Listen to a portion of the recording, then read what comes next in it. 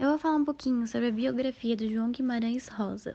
Ele foi um escritor diplomata, novelista, romancista, contista e médico brasileiro.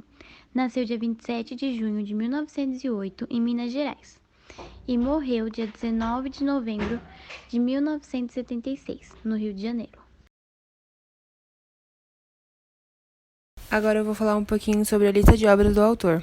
Magma, ele lançou em 1938, Sagarana, ele lançou em 1946, Convaqueiro de Mariano, ele lançou em 1947, um ano depois de Sagarana, Corpo de Baile, ele lançou em 1956, Grande Sertão, Veredas, ele lançou em 1958, Primeiras Histórias, ele lançou em 1952, Campo Geral, ele lançou em 1984, Noite no Sertão, ele lançou em 1985. Eu não peguei todas as obras do autor, eu peguei as que mais eram famosas, assim, ou as que são mais vistas no livro de literatura. Mais uma coisa é que todas as obras que eu peguei, a imagem dos livros estão aparecendo aí. Características do modernismo. Ironia, já que quem morreu na história não foi o burrinho. Momentos de transição pela qual a sociedade brasileira passava, caracterizando uma revisão crítica do passado histórico e cultural.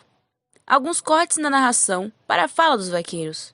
Texto com palavras tipicamente brasileiras, como tocaia, assanhada, galope. Forte nacionalismo, já que é um texto que tem como ambiente a realidade nordestina da época. Análise das críticas sociais. O burrinho pedrez mostra de uma forma irônica e dolorosa a velhice.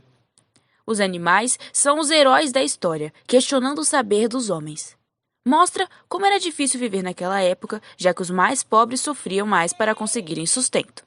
Retrata diversas vezes o quanto o ser humano é ignorante, a ponto de achar que pode controlar o próprio destino. Eu separei 5 curiosidades sobre o conto do Burrinho Pedrez. O primeiro é que esse conto se passa na fazenda da Tampa, no interior de Minas Gerais, que é a fazenda do Major Saulo. O segundo é o Burrinho tinha outros nomes como Brinquinho, Rolete, Chico Chato e Capricho. O Major Saulo, ele não sabia escrever e nem ler, mas cada dia ia ganhando mais dinheiro e comprando mais fazendas e terras. Francolin era o secretário de Major, e naquela noite da enchente, ele foi salvo pelo burrinho, que ele saiu agarrando o rabo do burrinho. E o burrinho já tinha tido vários donos, e por ele estar bem velhinho, ele foi deixado e esquecido na fazenda do Major Saulo. Agora eu vou falar sobre análise comparativa entre Vidas Secas e Burrinho Pedrez.